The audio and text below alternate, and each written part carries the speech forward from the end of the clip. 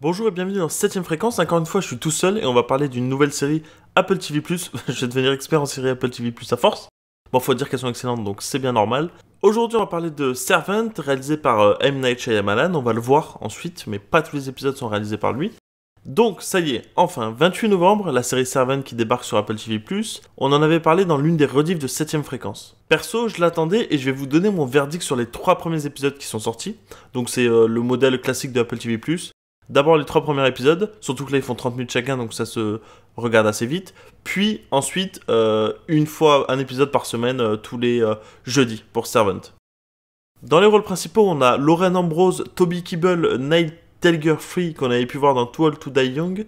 Et on a aussi Rupert Grint, qui est d'ailleurs vraiment excellent dans la série et qui fait facilement oublier son rôle de Ron Weasley. Pour vous résumer vite fait l'histoire, si jamais vous n'avez pas vu la série et que vous avez envie de la voir, enfin moi je vous la conseille, elle est bien. C'est l'histoire d'un couple, elle est journaliste et lui il est expert culinaire, donc entre guillemets, je sais pas trop, c'est qu'il cuisine des plats de chez lui parce qu'il a des papilles gustatives apparemment très développées. Bon, ok, pourquoi pas, je connaissais pas, mais bon, ok. Donc ils voient débarquer dans leur maison leur babysitter qu'ils viennent d'engager et alors ils la logent et ils la nourrissent pour qu'elle puisse garder le bébé pendant que elle qui est journaliste se déplace en ville.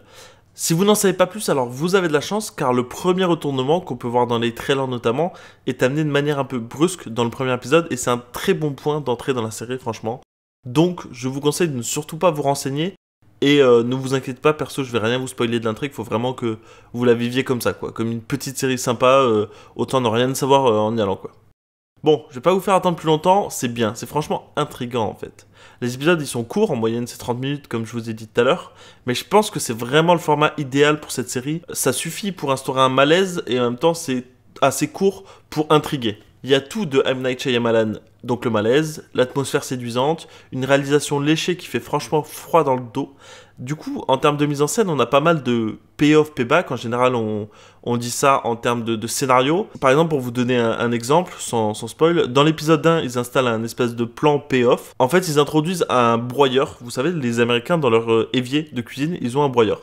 Donc, ils l'introduisent et un peu plus loin dans le premier épisode, ils font un plan vénital où Toby, donc le mari de la maison, jette son verre de vin dans l'évier et vu qu'on est en zénital, en fait, on a l'impression que c'est du sang.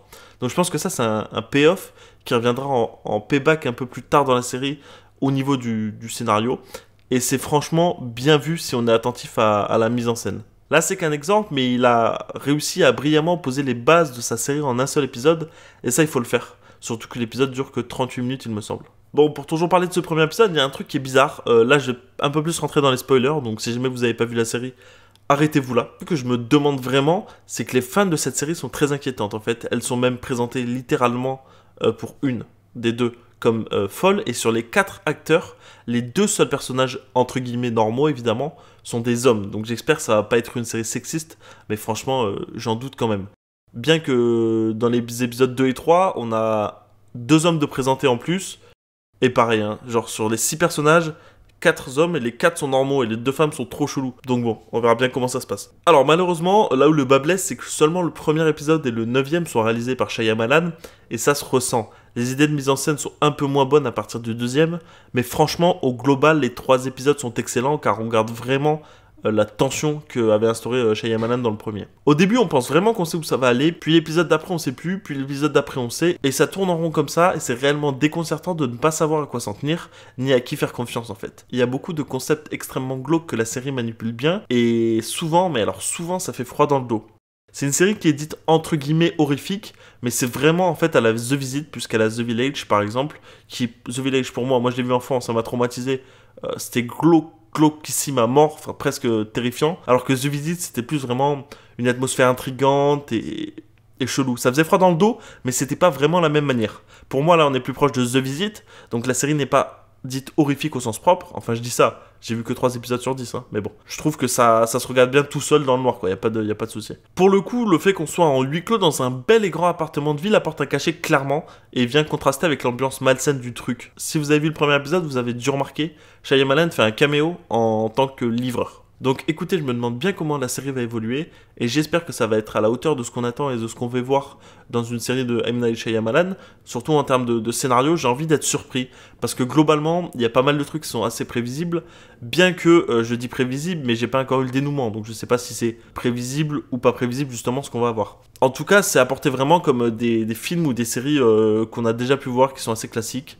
Dans The Visit par exemple, tu comprenais assez vite le dénouement, et je trouve que ça a apporté un espèce de côté où c'était déjà vu quoi. Maintenant là, comme Apple TV Plus a l'air de mettre les moyens et qu'il laisse apparemment les réalisateurs à 100% libres, j'espère que Shyamalan va aller là où il peut aller, jusqu'où il veut aller et jusqu'où il a l'intention d'aller. Et puis écoutez, je vous remercie d'avoir regardé cette vidéo. N'hésitez pas à me dire ce que vous pensez de Servante en commentaire. N'hésitez pas à mettre un petit pouce bleu et on se dit à bientôt. Ciao!